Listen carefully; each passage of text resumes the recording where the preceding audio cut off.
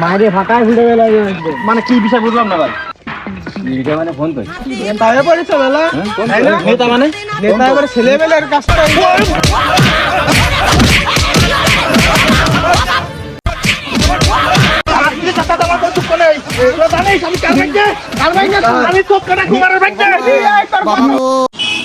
আস্তে আস্তে বাদ দিয়ে দেবো ভাই, আমি আর এই জগতে থাকবো না। ও বাবা, বাবা গো, ওরা কি আমায় মার্ডার করতেছে?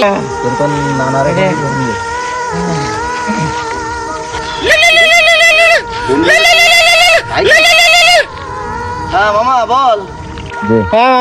আমার শেষ করে ফেলা রে বাবা। কি কানা তুই কোন জায়গায় আছিস? ওই দেখা কোথায়? আচ্ছা তুই টেনশন করিস না, আমি দেখতেছি, আমি আসতেছি, তুই রাখ রাখ মামা, আমি আসতেছি মামা, আমি আসতেছি, রাখ মামা। এ মামা এই মাইয়া কিডা? দাদা হ্যাঁ আপনার বাইক নেই? ও আমার বাইক না তো, কি আছে? বিলারে বেলা এটা কি আছে? ফোন নিয়ে নিয়েছে দুটো আমাদের কাছে। আমাকে ফোন টোন নিয়ে নেছে? আচ্ছা আমি দেখতেছি, বসানো এই দেখে ফোন টোন নিয়েছিস? তুই কাজ করেছিস কেন?